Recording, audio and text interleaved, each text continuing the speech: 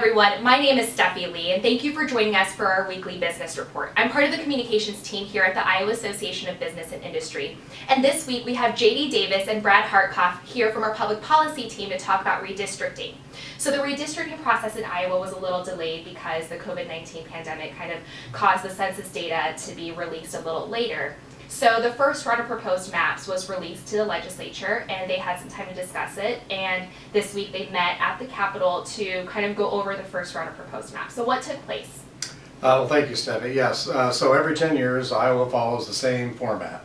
The legislature met this week after a period of time in which the maps that had been released to the public were reviewed and public comment was allowed in 3 different meetings. That were all reported to the legislature, and the upshot was this week the legislature rejected the first set of maps.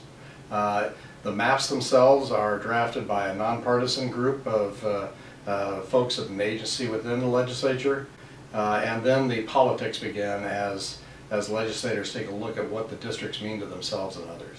And so now that the maps have been voted down, what does the process look like in the ongoing weeks? Well, one key thing is the Legislative Services Agency announcing that the second round of maps were going to be sent to the legislature by October 21st. And so what that means is the legislature will then have to consider the maps by Thursday, October 28th. That is the minimum time frame to which they can consider that.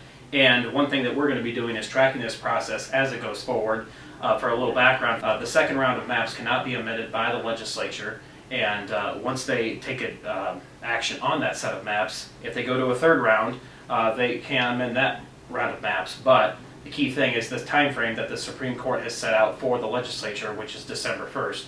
So if LSA follows that same time frame for the third round of maps, should we get there, they would be able to consider the third round of maps. And that's really where all bets are off as we follow the process closely, updating our members. And so in Iowa, everyone talks about how Iowa is like the model to look forward to with the redistricting process. So what makes our process so unique and what sets it apart? Well, our process is the result of it not going very well. So in the 1970s, a map was considered by the legislature, and ultimately the Supreme Court stepped in and provided a map that both the Republican and Democratic parties weren't too happy with. So they went back to the drawing board and said, how can we put a process together that puts a nonpartisan map in front of the legislature for it to consider? That's what we've been following since the 1980 census. And so this is no different this year as it has been in every decade prior.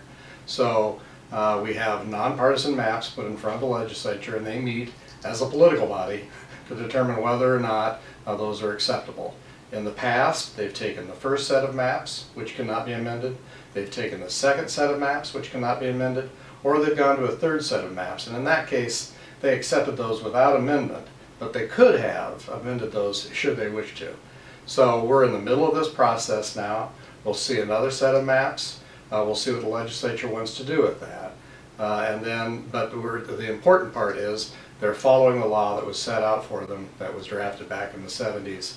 That is the example for the nation on how to work through this by minimizing the politics that go into putting maps in front of the deliberative body. So thank you both for joining us and kind of talking about the redistricting process and laying out, what the process looks like and what our members should be aware about. So if you do have any questions, please feel free to reach out to JD or Brad, and their emails can be found on our website at www.iowaabi.org.